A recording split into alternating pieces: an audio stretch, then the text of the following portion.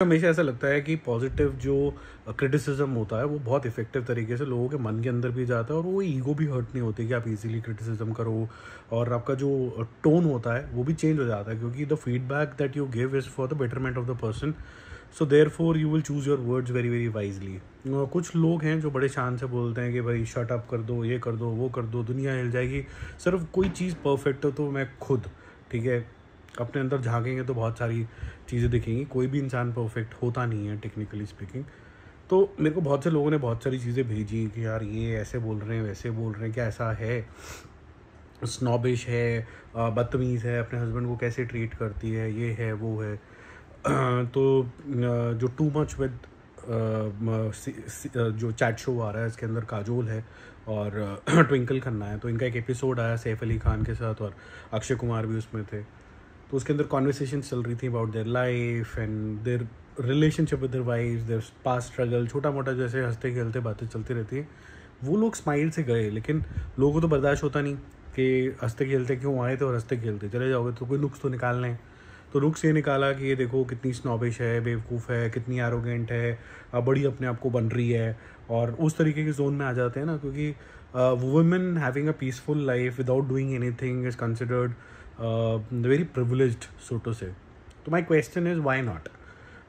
चाहे वो आप कोई लड़का हो चाहे लड़की हो, she is born in a rich family and she is married to a rich person. तो अगर उसकी एक अपनी लाइफ है, उसकी लाइफ अच्छी चल रही है, तो किसी के पापा को क्यों तकलीफ़ हो रही है, मुझे तो समझ में नहीं आया. ये एक्चुअली में होता क्या है, ये वैज्ञानिक जो क्वेश्चंस दिमाग में उठते हैं ना कि उसकी लाइफ अच्छी क्यों चल रही है, इससे मुझे प्रॉब्लम है, मेरी क्यों नहीं है ऐसी लाइफ. तो देयरफॉर मैं बोलूँगा यार तुम ऐसे क्यों. सेकेंड क्वेश्चन कि अपने हस्बैंड को कैसे ट्रीट कर रही है. अगर कोई भी सेंसिबल आदमी होगा ना जिसको मैरिज का ट्रू डेफिनेशन समझ में आता है, जो इसने ट्विंकल खन्ना में भी इस एपिसोड में बोला that marriage is about team work.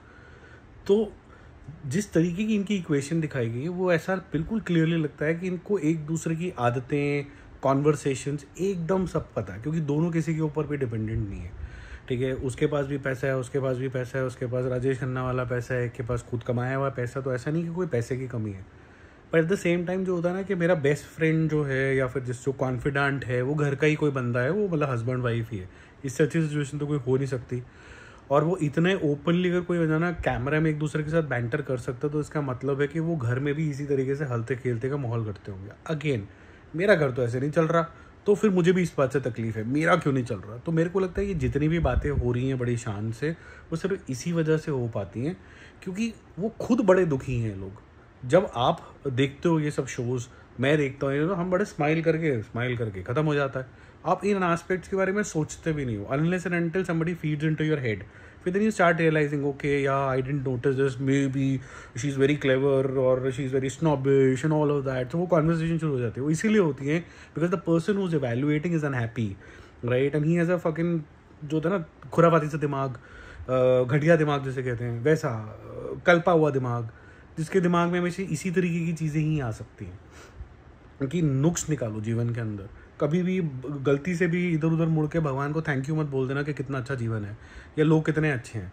या फिर अगर जैसे मैंने बोला कि फीडबैक देने के 100 तरीके होते हैं, अगर कोई फीडबैक देना भी है तो यू कुड हैव सेड, और जो भी बोलना है जैसे भी बोलना होता है, अगर आप किसी को भी फीडबैक देते यार ये सब चीज़ें तो बहुत बढ़िया थी, सेट अच्छा था, अक्षय कुमार को trying to speak in English, ठीक है चल 2-4 सेंटेंस तेरे सही लैंड करके, ग्रामेटिकल मिस्टेक्स भी नहीं थी उसके अंदर. तो वो कुछ चीज़ें तो बोलोगे तुम अच्छे से, ठीक है, बोलोगे कि दोनों खिलाड़ी या नाड़ी भी अच्छा लग रहा है किसी और पिक्चर में आना, बट ना मुझे ये चीज़ अच्छी नहीं लगी. तो लोग बोलेंगे अच्छा ठीक है यार बेटरमेंट के लिए बोल रहा होगा. अगर सिर्फ गंदगी घोलने के लिए अगर बोलना की कोशिश कोई कर रहा है तो फिर the intentions are not right. फिर वो अपनी दुकान और अपनी रोटियां इसके ऊपर सेक रहा है. Good thing in life is touch wood, भगवान कभी कोई भी किसी को कैसे दिन दिखा देता है. हमारा चैनल जो है वो टच वुड फिर डर के बोलना चाहिए भगवान से, ये वीडियो बना के नहीं चल रहा है. तो जो भी ऐसे लोग हैं जिनकी ज़िंदगी वीडियो से नहीं चल रही वो लार्जली ऑनेस्ट रहते हैं. और जिनको ऐसा लगता है ना कि मैं I am in that rat race कि जब तक मैं कुछ कलेश नहीं करूँगा, जब तक मैं करूँगी नहीं, जब तक मैं बॉलीवुड ख़त्म नहीं हो जाएगा, जब तक ये नहीं हो जाएगा वो नहीं हो जाएगा, तब तक हमारी दुकानें नहीं चलेंगी. I think that is just spoiling everything. ठीक है, instead of creating some meaningful content they are just creating only one thing which is poison. Think about it.